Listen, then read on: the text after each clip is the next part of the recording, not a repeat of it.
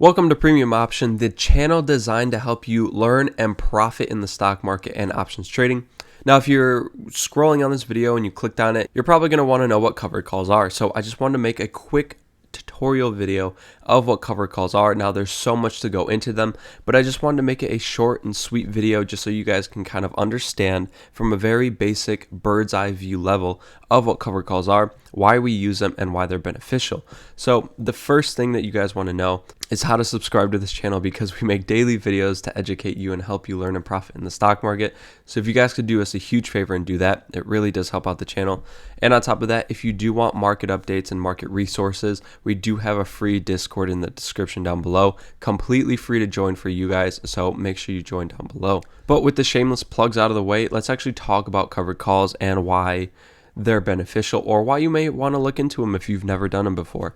So the first thing is, basically the definition of it is you are going to be selling a call on an underlying that you own 100 shares on. So put in a little bit of a simpler context is, let's say you own 100 shares of a stock and you sell a call on those stocks.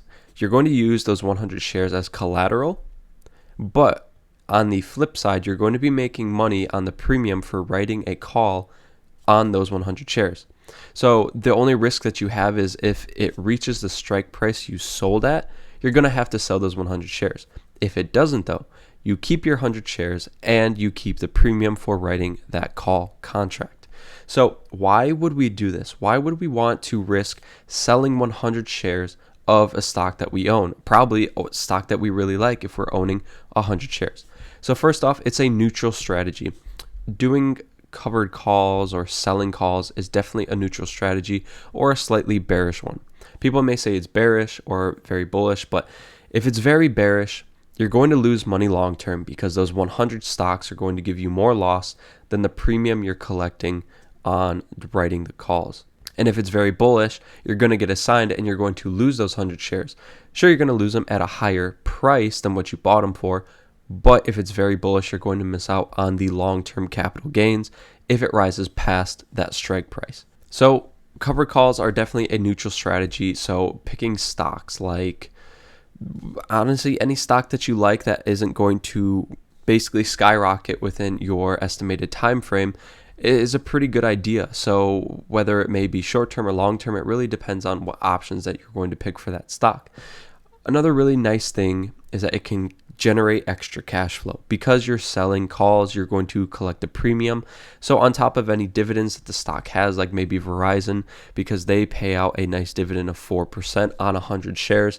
And on top of that, you can collect more money by the premium for selling these calls. So you're generating a lot of income for yourself. Another thing is that you can hedge your position, because let's say you bought Amazon at all-time highs, and long-term you think it's going to go to the moon. You think it's going to continue to rise because you love the company. But you understand that in the next couple months, they have a lot of news coming out that's not really good for them. So you want to make money on the downside while still owning them. So what you can do is you can sell your covered calls, collect the premium, and lower your cost basis, and basically hedge your position for the long term. And again, like I mentioned just a few seconds ago, you can lower your cost basis on this, because let's say you're impatient like I am and you just want to buy right away. You don't want to wait for Verizon to get back to $50, so you buy it right at 56, right at the point we're at right now. And it starts to slowly dip back down to 50, and if you were just patient, you could have bought it cheaper. But if you start selling covered calls on it and you're collecting premium, what you're actively doing is you're actually lowering your cost basis. So that way you're paying less for the amount of shares for those 100 shares. So let's actually go into a couple examples and see what it would look like if we were to sell covered calls on a couple of stocks. So the first one we have is Verizon. What we're going to want to do is come to the options chain. And once we're here, we're going to want to make sure we're on a single strategy, and we're going to want to be on calls. So the first thing you want to do is click on a expiration date. Typically anything 30 days or greater is where you're going to want to be at. So we're going to do the August 27th expiration, which you can see here is only 30 days out, so a month. So the share price is around $56.20 right now. So any strike below that is going to be in the money, and anything above is going to be out of the money. Since we're selling covered calls, we're going to flip that. So anything above is actually in the money for us because we're going to be making money and we won't get assigned. So just for example, let's say we think that for the next month, we don't think Verizon is going to go anywhere and it's just going to stay at $56, but it could rise a little bit higher. So we want to give ourselves a little bit of room and we're going to pick this $59 strike price. So what we can do is we can click on the bid right here and it's going to auto populate for us. So down here, we can see that we're doing a single option on Verizon at the strike price of $59. Our expiration is 30 days out and we're doing a call that we are selling. You want to make sure that this is accurate because you don't want to do the wrong thing. Now you can adjust the quantity however you like, but let's just say we're doing one contract. Then what you're going to want to do is also make sure you're on a limit order and you're at the mid price just to get yourself a good fill and you're not paying too much. So we can see down here that the estimated premium that you're going to be getting for this is $12. Now, it may not seem like a lot, but that is $12 that can, one, either lower your cost basis, two, go into Verizon to reinvest, or three, you can pull it out and get yourself some nice Starbucks, which is probably just one venti at Starbucks because they're way overpriced. So the really cool thing is that you can do anything with this money. And if you don't think that Verizon is going to go anywhere and it's just going to stay at around 56 or possibly even drop a little bit, you can do this again next month and next month and next month. And so what you're actively doing again is lowering your cost basis. Then you're making money off the stock that you already own. And what's nice is they already pay a dividend. So this is kind of like that second dividend that you're paying yourself.